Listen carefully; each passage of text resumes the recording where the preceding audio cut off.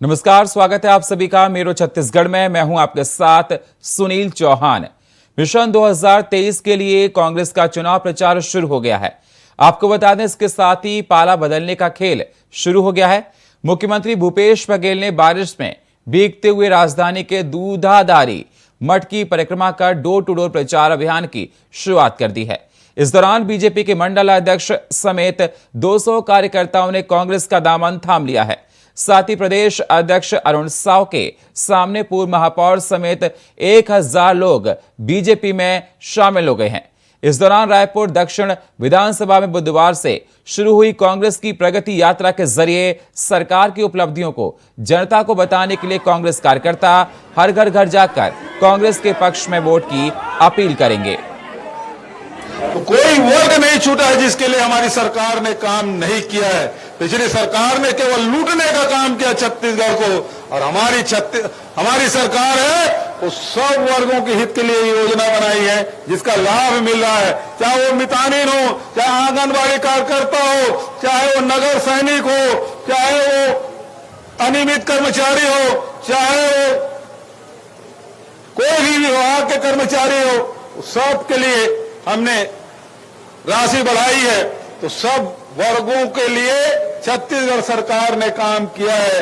आज छत्तीसगढ़ लगातार खुशहाली की ओर बढ़ रहा है। आप सबके आर्थिक स्थिति, आप सबके शैक्षणिक स्थिति, ये सब बढ़ रहा है।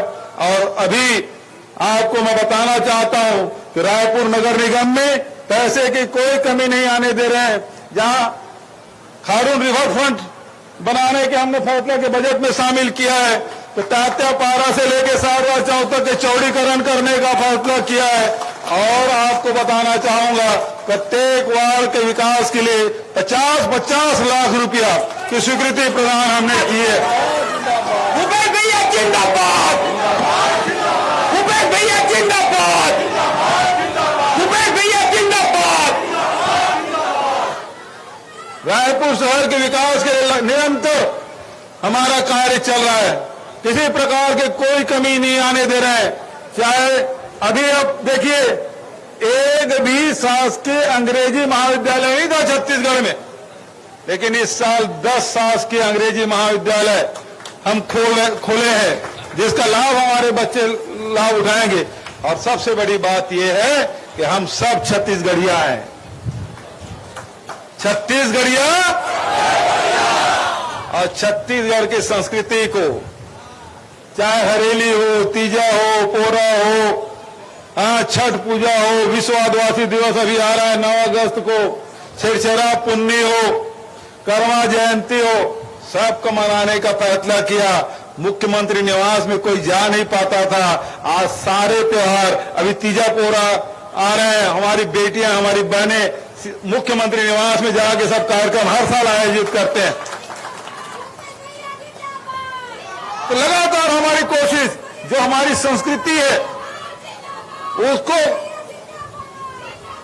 संरक्षित करने का काम।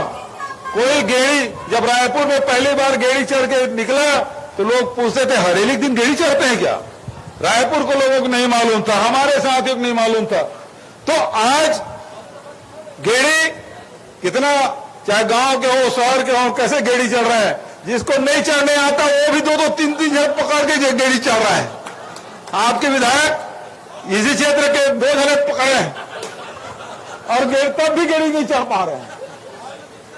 तो ये स्थिति आज छत्तीसगढ़ के 30 त्योहार, छत्तीसगढ़िया ओलंपिक, ये सब छत्तीसगढ़ी बोली भाषा सबका सम्मान हमने बढ़ाने का काम किया है। और ये लोग भगवान राम के नाम से वोट मांगते, गाय के नाम से वोट मांगते, गाय माता कभी सेवा नहीं की। 10,000 से अधिक गौठान हमने शुरू किया है और साथ ही राम वनगमन पर्यटन परिपथ भी बनाया है। चंदखुरी मंदिर को हमने सजाया, दुनिया में एकमात्र कौशल्या माता का मंदिर, उसका सौंदर्यीकरण हमने किया है, उसको भी सजाया। हजारों लोग श्रद्धालु वहां जा रहे हैं। श्री नारायण को हमने उसका सौंदर्यीकरण किया, राजिम का सौंदर्यीकरण का काम चल रहा है।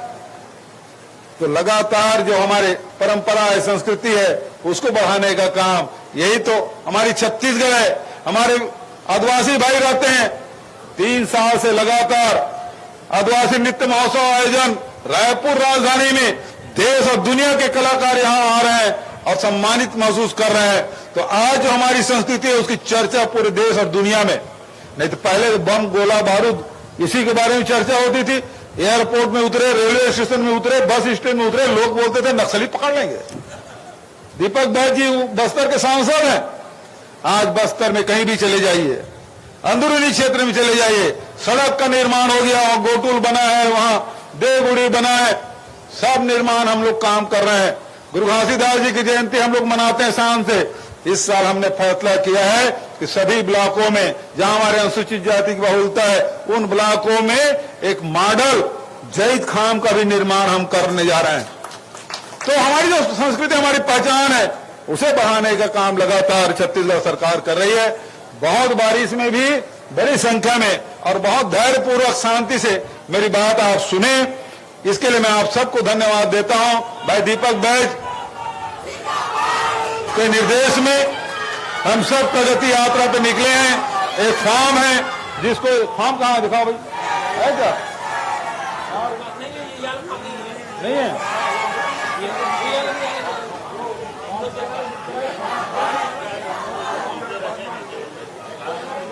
तो फॉर्म लेके आपके घर में जाएंगे हमारे कांग्रेस के साथी। योजनाओं का लाभ, ये हितग्राही पंजीकरण है, उसमें कौन कौन सा लाभ हो रहा है, मिल रहा है, और उसी प्रकार से ये योजना है, इसके बारे में जानकारी, ये फोन नंबर है, इसमें मिस कॉल आप देंगे तो आपको लगातार वो सारे आपको पूछा जाएगा कि किन किन योजनाओं का लाभ मिल रहा है, नहीं मिल रहा है, और नहीं मिल रहा है तो कैसे वो मिलेगा, उसके बारे में जानकारी आप सबको दी जाएगी। इस प्रकार से हितग्राही कार्ड भी दिया जाएगा आपको, इसको संभाल के रखिएगा। मुख्यमंत्री भूपेश बघेल अपने वायदे के अनुसार चिटफंड के पीड़ित निवेशकों को उनकी राशि लौटा रहे हैं। मुख्यमंत्री ने बुधवार को राजधानी स्थित अपने निवास कार्यालय से राज्य के 7 जिलों के 35,378 पीड़ित निवेशकों को 4,13,88,996 रुपए की राशि लौटाई है।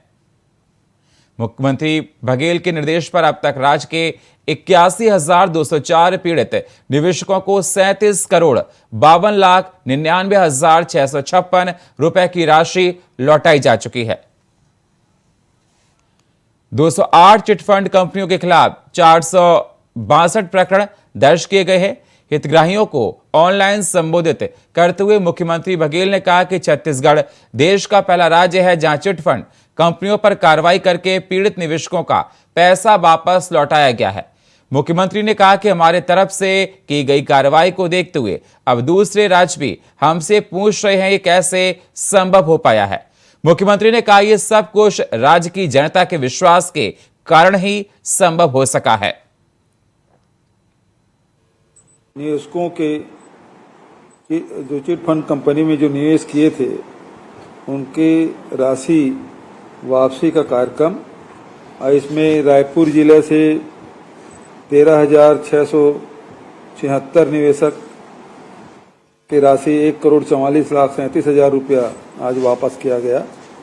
बिलासपुर में 16,615 निवेशकों के 84,55,760 रुपया, धमतरी में उसी प्रकार 43, राजनांदगांव में 4,835, मोहला मानपुर अम्बागढ़ चौकी में 5, मनेनगढ़ चिरमिरी भरतपुर कोरिया के 110 और कोरिया जिले के 94 कुल करीब 35,378 हितग्राहियों के 4,13,88,996 रुपया आज वापस किया गया। जिस प्रकार से मैंने अभी निवेशक भाइयों बहनों से मैंने बात की तो उन्होंने बताया कि कोई मकान बनाने के लिए, कोई बच्चों के पढ़ाई के लिए, कोई शादी के लिए ये राशि जमा किए थे। राशि कोई रिटायरमेंट के बाद जो पैसा मिलता है उसे ही इसमें लगाया था, कोई खेती किसानी खेती को बेचकर इसमें पैसा लगाया था, कोई अपनी जमा पूंजी को इसमें लगाया था कि ज़्यादा हमको वापसी मिलेगी। लेकिन पिछले समय पूरे प्रदेश में ये चिट फंड कंपनी हर जिले में हर संभाग में एक कार्यशील रहे और पिछले समय तो मुख्यमंत्री, उसके मंत्रीगण, विधानसभा अध्यक्ष, उपाध्यक्ष सारे लोग इस कार्यक्रम में शामिल होते थे। तो लोग विश्वास करते थे कि जब मुख्यमंत्री इसमें शामिल हुआ है, उसके परिवार के लोग शामिल हुए हैं, तो निश्चित रूप से ये हमारा पैसा डूबेगा नहीं। इसलिए शासकीय कर्मचारी तक, वकील, ये सब लोग पैसा लगा दिए। लेकिन हुआ क्या, ये चिट फंड कंपनी वाले पैसा लेके भाग गए और आज स्थिति ये है कि वो पैसे वापसी की उम्मीद सब छोड़ चुके हैं। सहारा इंडिया के बारे में भी बात हुई और मामला सुप्रीम कोर्ट में चला, लोढ़ा कमेटी बनी और सुप्रीम कोर्ट के देखरेख में वो करीब 24,000 करोड़ का मामला है, जिसमें अभी लगभग 5,000 करोड़ रुपए वापसी करने का फैसला हुआ है, जिसमें 4 करोड़ जो निवेशक हैं उसका 10-10 हजार रुपया दे रहे हैं।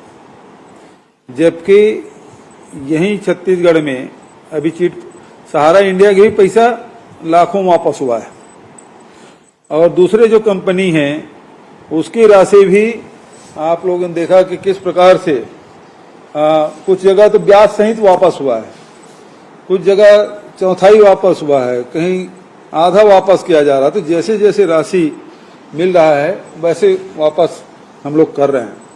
इसका मुख्य कारण ये है कि हम लोगों ने जो निर्णय लिया राज्य सरकार ने, और इसमें फैसला यही किया गया कि ये चिट फंड कंपनियों के जितने भी निवेशक हैं उसकी जानकारी, उसकी संपत्ति की जानकारी और जो निवेशक हैं उससे आवेदन भी लिया गया और उस आधार पे जांच शुरू की गई और बहुत मेहनत करके हमारे अधिकारियों ने एक ऐसा तरीका निकाला जिससे कोई विवाद ना हो।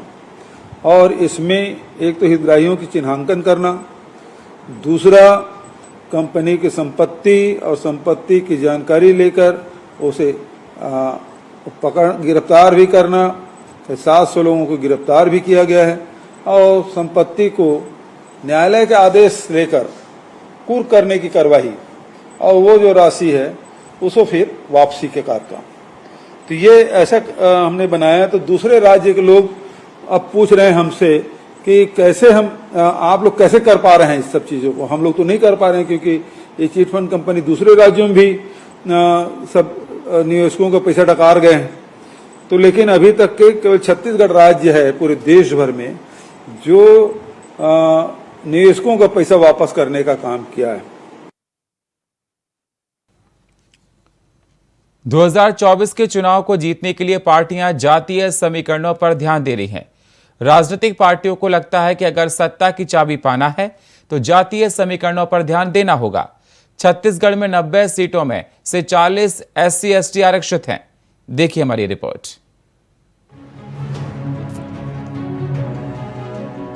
छत्तीसगढ़ में मिशन 24 की तैयारियों को लेकर भाजपा और कांग्रेस अब जातिगत समीकरणों को साधने में जुट गई है।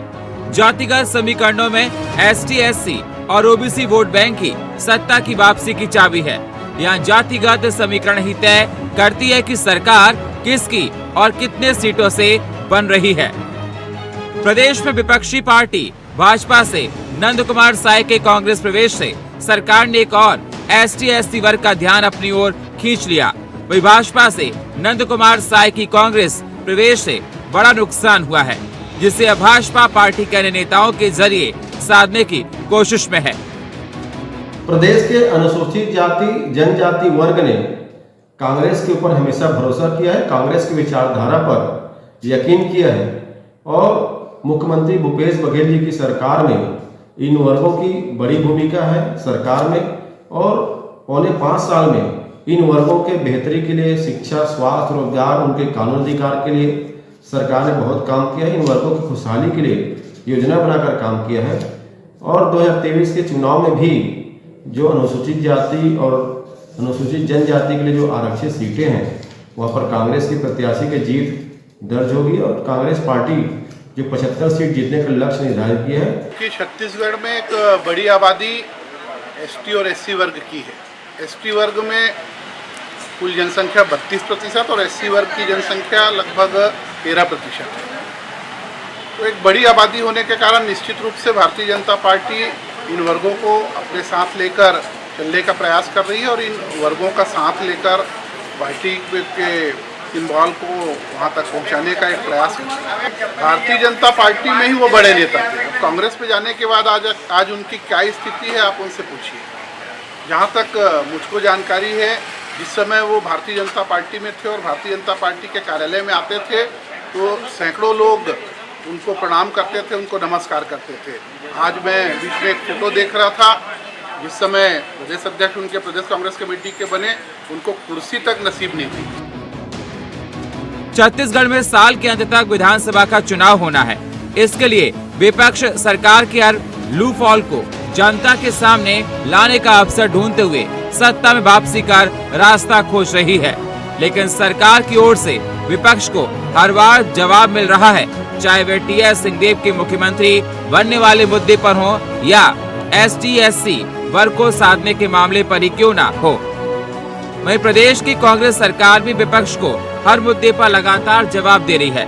आपको बता दें, छत्तीसगढ़ की आबादी में करीब 32% अनुसूचित जनजाति ST समुदाय के लोग हैं। विधानसभा में 90 में से 29 सीटें ST के लिए और 10 सीटें SC के लिए आरक्षित हैं। ये सीटें तो महत्वपूर्ण हैं ही, इसके अलावा यहाँ की सत्ता की चाबी के लिहाज से OBC समुदाय भी काफी महत्वपूर्ण हो जाता है। इंडिया वॉइस के लिए विकास यादव की रिपोर्ट, रायपुर से।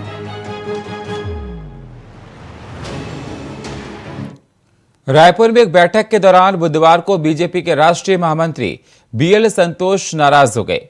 सूत्रों के मुताबिक नरेश चंद्र गुप्ता को चुनाव आयोग संपर्क समिति का संयोजक बनाने पर उन्होंने नाराजगी जाहिर की। साथ ही उन्हें हटाने के लिए भी कह दिया। नरेश चंद्र गुप्ता को हटाने के लिए बीजेपी के प्रदेश महामंत्री पवन साय को BL संतोष ने निर्देश दिया है। दरअसल 24 जुलाई को छत्तीसगढ़ बीजेपी ने चुनाव आयोग संपर्क समिति का गठन किया था, जिसमें नरेश चंद्र गुप्ता को संयोजक बनाया गया था। वहीं विजय शंकर मिश्रा को सह संयोजक बनाया गया था। इधर राष्ट्रीय महामंत्री BL संतोष मंगलवार को रायपुर में चुनावी तैयारी को लेकर बैठक लेने पहुंचे हैं, जहां उन्होंने बुधवार को बैठक के दौरान नरेश चंद्र गुप्ता को हटाने के निर्देश दिए हैं। फिलहाल ये बात पूरी तरह से सामने नहीं आ पाई है कि BL संतोष के इस नाराजगी के पीछे की क्या वजह है। हालांकि पार्टी के सूत्र बता रहे हैं कि नरेश चंद्र गुप्ता भाजपा कार्यालय मंत्री भी हैं और उनके ऊपर पहले से बड़ी जिम्मेदारियां भी हैं। उसके बावजूद पार्टी उन्हें लगातार 2 दशक से चुनावी समिति का संयोजक बना रही है, जिससे दूसरी जिम्मेदारी प्रभावित होगी।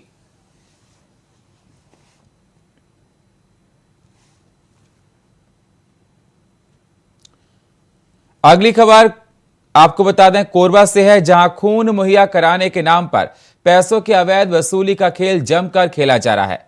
आपको बता दें, पहले तो ये काम केवल अस्पतालों तक ही सीमित था, लेकिन अब ब्लड बैंक में भी ये काम शुरू हो गया है। घंटागढ़ में संचालित विलासा ब्लड बैंक प्रबंधन पर पीड़ित मरीज के परिजनों ने निर्धारित दर से काफी अधिक पैसों की वसूली करने का आरोप लगाया है। पीड़ित मरीज के परिजनों ने ब्लड बैंक पर यह आरोप लगाया कि उनसे 450 रुपए के स्थान पर 1350 रुपए ले लिए गए और रसीद केवल 450 रुपए की दी है।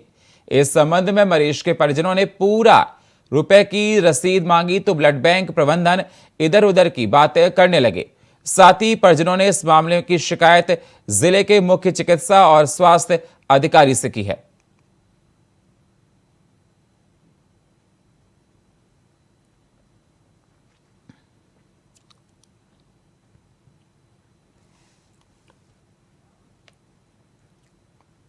कोरबा जिले में संचालित शासकीय बाल संप्रेक्षण गृह में लापरवाही एक बार फिर उजागर हुई है।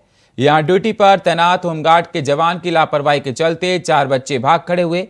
इस घटना के बाद हड़कंप मच गया। अभी तक जो जानकारी सामने आई है उसके मुताबिक घटना सुबह 8 से 9 बजे के आसपास की है। यहां ड्यूटी पर तैनात होमगार्ड का जवान दरवाजे खोलकर बैठा हुआ था। उसकी बेख्याली का फायदा उठाते हुए 4 लड़के निकल भाग गए। जब तक जवान कुछ कर पाता, लड़के उसकी नजरों से ओझल हो चुके थे। बाल संप्रेक्षण गृह अधिकारी की शिकायत पर पुलिस ने फरार नाबालिग की तलाश शुरू कर दी है।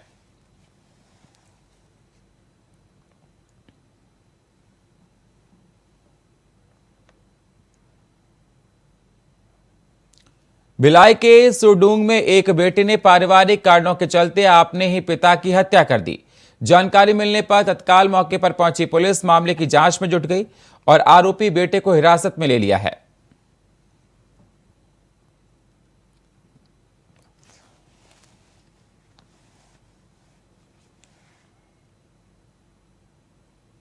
बलौदाबाजार में जिला पुलिस अधीक्षक दीपक कुमार झा ने पुलिस मुख्यालय में अपराध समीक्षा बैठक ली गई, जहां सभी थाना प्रभारी, चौकी प्रभारियों को लंबित अपराध चालान, प्रकरण, शिकायतें, चिटफंड कंपनी के मामले में स्थायी वारंट निकालकर आवश्यक निर्देश दिए गए और साथ ही आने वाले विधानसभा चुनाव की तैयारी के तहत क्षेत्र में कानून और शांति व्यवस्था बनाए रखने के लिए आवश्यक निर्देश भी दिए हैं। तो वहीं पुलिस अधीक्षक ने कहा कि विधानसभा चुनाव अत्यंत महत्वपूर्ण है, शांतिपूर्ण चुनाव संपन्न कराना पुलिस की पहली प्राथमिकता है।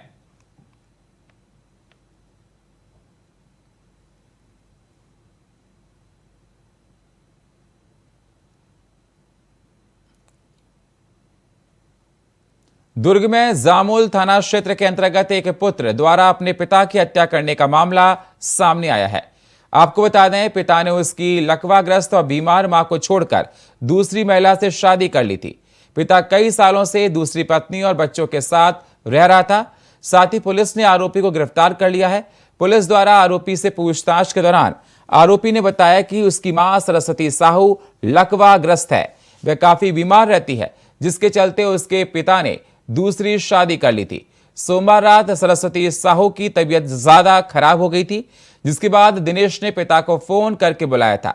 दोनों मिलकर उसे जामुल अस्पताल ले गए। वहां उपचार कराने के बाद वापस घर सुरडूंग आए। घर आने के बाद दोनों में किसी बात पर कहासुनी हो गई और गुस्से में आकर उसने पिता की हत्या कर दी। साथ ही मौके पर पहुंची पुलिस ने शव को कब्जे में लेकर पोस्टमार्टम के लिए अस्पताल भेज दिया है और मामला दर्ज कर आगे की कार्रवाई शुरू कर दी है।